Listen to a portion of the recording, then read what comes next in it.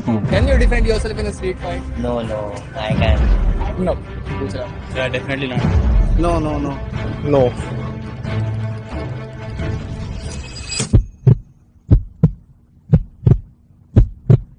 जरा इमेजिन करो, तुम अपने दोस्त के साथ घूमने जा रहे हो और वहीं पर कई बंदे तुम्हारे दोस्त को पकड़कर मारने लग जाते हैं, तो तुम वहाँ पर क्या करोगे? अगर तुम्हारा जवाब ये है कि मुझे उन सब चीजों से कोई लेना देना नहीं, मैं वहाँ से भाग जाऊंगा या मैं कुछ नहीं करूंगा, अपने दोस्त को वैसे ही पिटता हुआ देखता रहूंगा, तो मेरे दोस्त, ये नपुंसकता तुम्हें शोभा नहीं देती।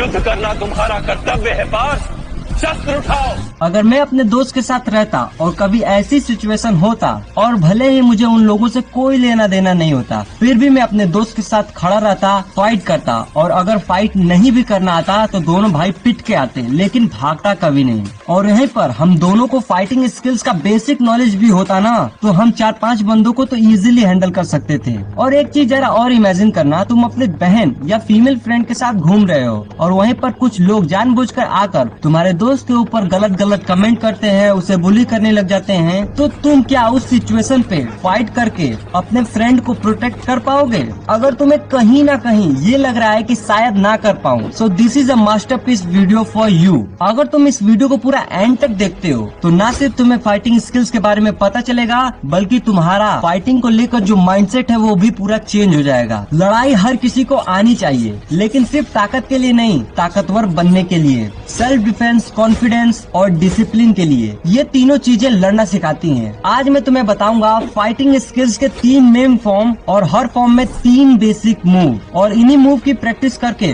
तुम बिगिनर से इंटरमीडिएट और इंटरमीडिएट से एडवांस लेवल तक पहुंच जाओगे। और मैं होता कौन हूँ ये सब बताने वाला, तुम्हें बता दूं कि मैं खुद 3 साल से इस चीज की प्रैक्टिस कर रहा हूँ, तो इतना तो तुम भरोसा रख सकते हो कि मैं जो भी बताऊंगा वो बिल्कुल वैल्यूएबल और मास्टरपीस होगा।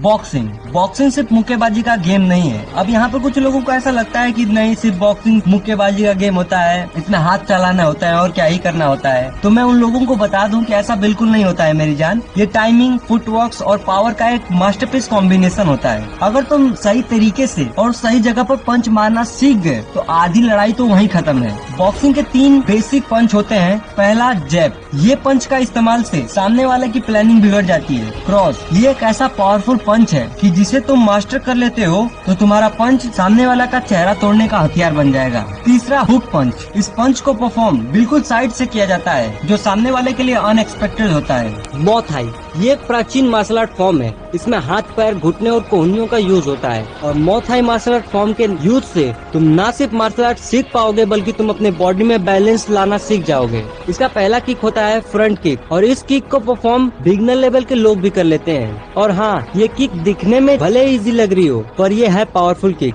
और इस किक का इस्तेमाल बहुत से स्ट्रीट फाइट में होता है। दूसरा, एल्बो स्ट्राइक। इस मूव को परफॉर्म करने के लिए एल्बो को घुमाकर सीधा अपने टारगेट पे मारना होता है, और टारगेट पर लगने के बाद बंदा सीधा नॉकआउट। तीसरा, राउंड हाउस किक। ये किक बहुत पावरफुल है। इसे बिल्कुल इस तरीके से परफॉर्म किया जाता है। ताइक्वांडो। जब तुम ताइक्वांडो की प्रैक्टिस करोगे तो तुम्हारा लेग बहुत पावरफुल हो जाएगा। इस किक को प्रैक्टिस करते करते तुम्हारा पैर इतना पावरफुल हो जाएगा कि एक किक से बंदा सीधा नॉकआउट। इसके 3 बेसिक फॉर्म होते हैं, पुश किक, साइड किक और round house kick. Push kick को इस तरीके से परफॉर्म किया जाता है।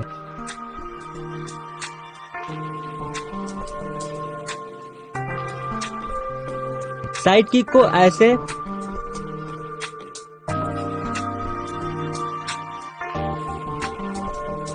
और राउंड हाउस किक को ऐसे।